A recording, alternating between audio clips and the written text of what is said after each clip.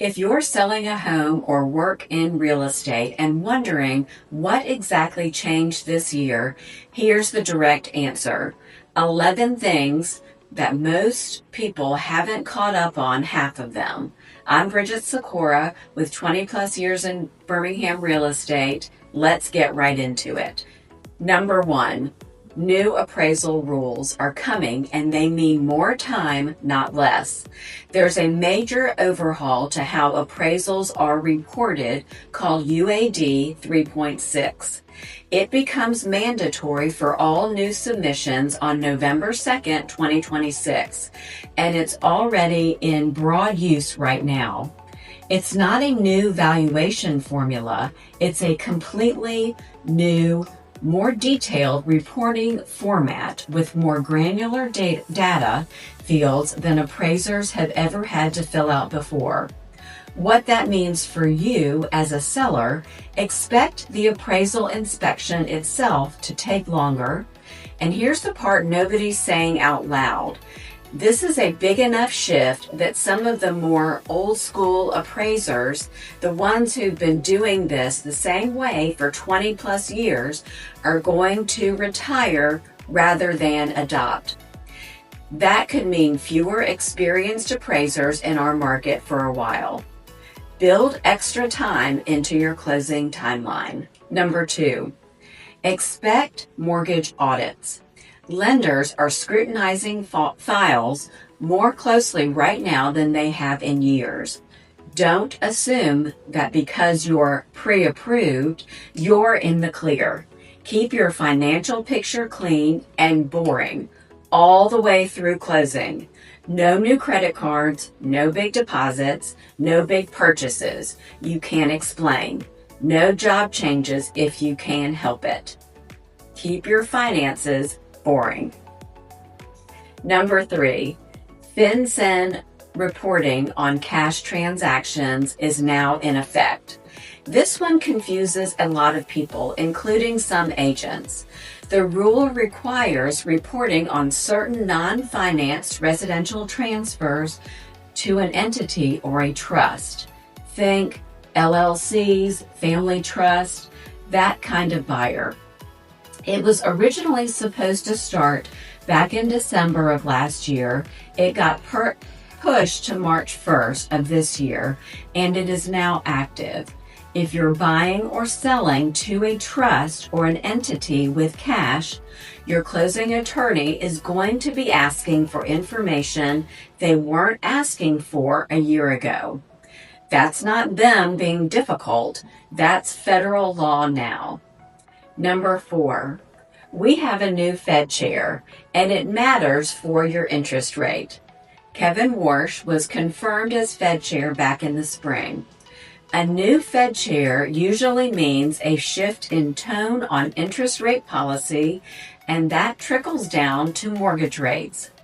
It's worth watching how his early decisions play out over the next few Fed meetings, since that's what will actually move rates for buyers and sellers here in Birmingham. Number 5, HOA documents can hold up a closing. Get them early if you're in a neighborhood with an HOA. The documents, resale certificates, and estoppel letters can take days or even weeks to get from some management companies. I request these the day we go under contract, not the week before closing. Don't let the paperwork be the reason your closing gets pushed. Number 6, know your internet and cell service before you list or before you buy. This sounds small until it isn't. Buyers ask about internet speed and cell coverage constantly, especially those that are working from home. Know which provider actually serves your specific street, not just your zip code. In our area, AT&T and Verizon are it, but coverage can vary block to block. If you're a seller, have this answer ready. If you're an agent, know it cold. Number 7, cash offers and financed offers aren't competing on price anymore. A lot of sellers still assume cash automatically wins. It is a strong advantage. No appraisal contingency, no lender delays, a faster close, but a strong financed offer with a solid pre-approval and a wide margin appraisal gap coverage can absolutely compete with cash right now, especially in this rate environment. On the flip side, if you're a buyer weighing whether to pay cash or finance, even when you can afford either, remember mortgage rates and cash on hand flexibility both factor into that decision. It's not just about winning the bid, it's about what's smartest for your overall financial picture. Don't assume either side of that comparison automatically wins. Look at the actual terms. Number 8, the market doesn't care how much you've spent on your house over the years. This one trips up sellers more than almost anything else. You can love your kitchen renovation from 5 years ago.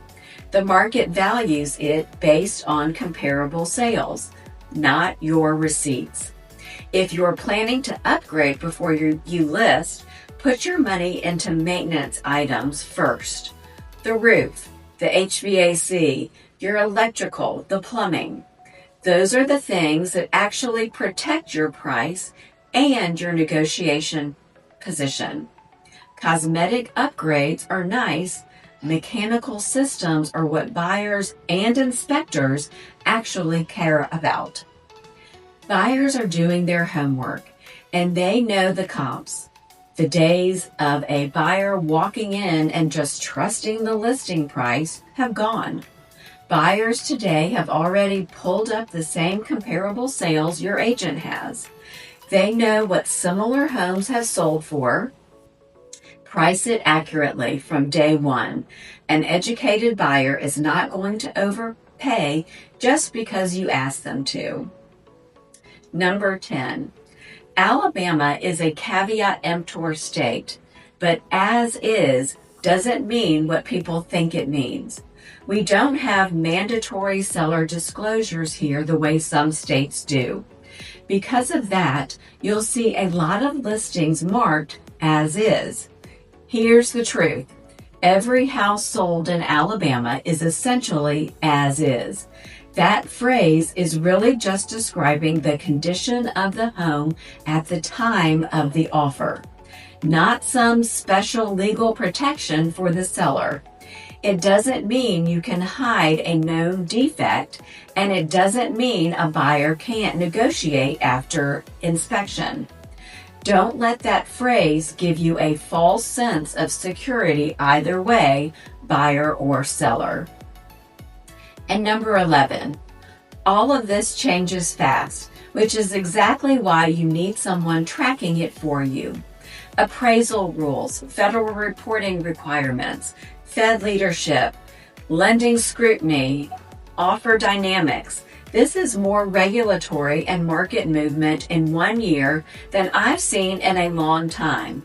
This is the whole reason I stay on top of it and put out content like this. I pull every one of these directly from real files I'm working right now. Not headlines, not theory. Sellers who almost got surprised by an appraisal timeline. Buyers whose closing got held up by HOA paperwork nobody requested early enough. This is the stuff that actually shows up in a transaction. Which of these 11 did you not know about? Tell me which number in the comments below. If you're thinking about buying or selling in the Birmingham Metro this year, I put together a full market update on my website. The link's in the caption below.